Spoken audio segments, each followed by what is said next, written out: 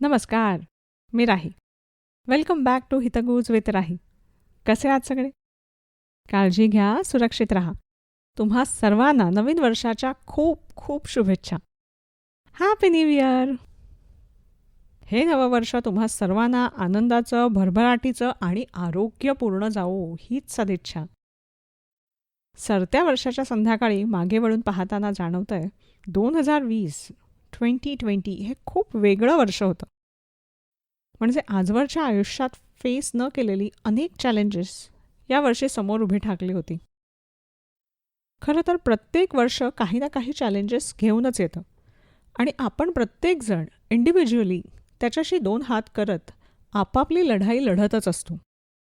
पण हे वर्ष वेगळं होतं कारण आपल्या सगळ्यांसमोर उभं असलेलं चॅलेंज कॉमन होतं आणि त्याच्याशी दोन हात करण्याची पद्धतही कॉमन होती, लॉकडाऊन.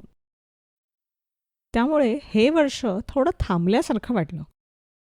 आपल्या धावपळीच्या धकाधकीच्या जीवनात थोडं स्लो डाऊन करायला भाग पडणारं वाटलं.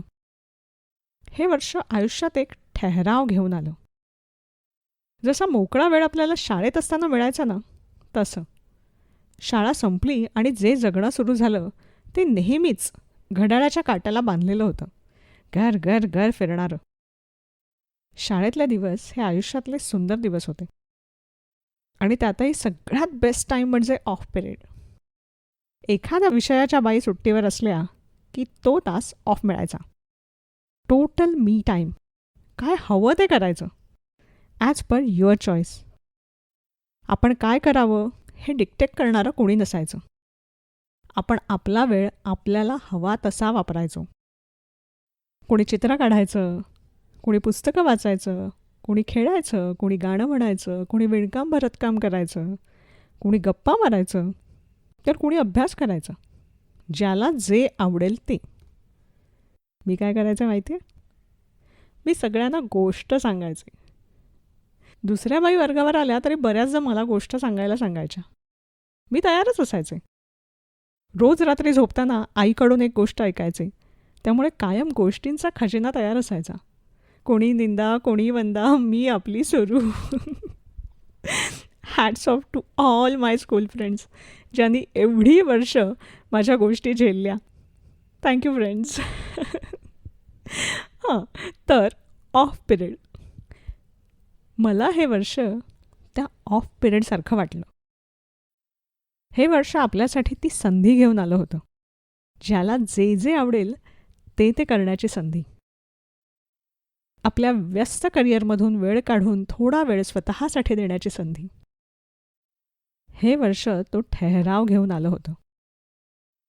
आणि आजूबाजूला पाहिलं ना तर जाणवतंय की माझ्या सगळ्या मित्रमैत्रिणींनी या ऑपॉर्च्युनिटीचा, या संधीचा पुरेपूर वापर केला आहे.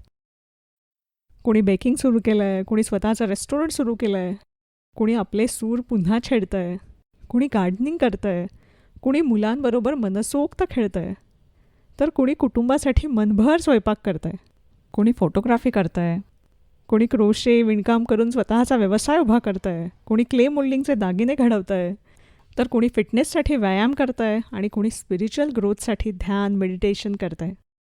एक ना दोन, प्रत्येकाचं आपलं आपलं काहीतरी वेगळं, युनिक, स्वतःला विलक्षण आनंद देणारं आणि समाधान मिळवून देणारं काहीही काम. आता एक काम मात्र नक्की करूया. आनंद देणारी जी गोष्ट या ऑफ पिरियडमध्ये सापडली आहे तिचा हात घट्ट धरून ठेवूया.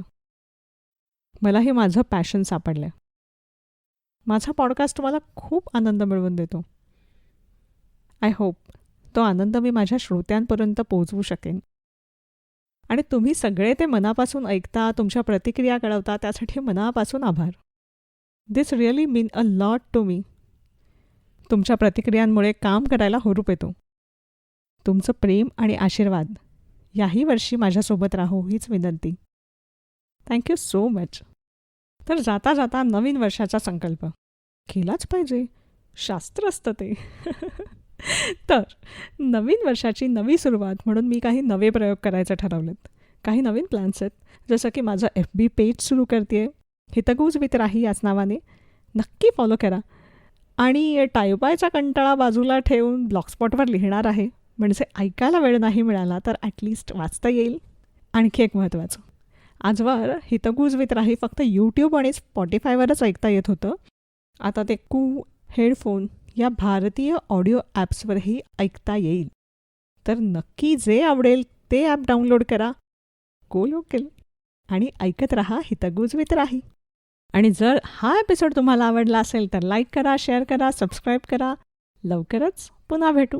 Till then, bye.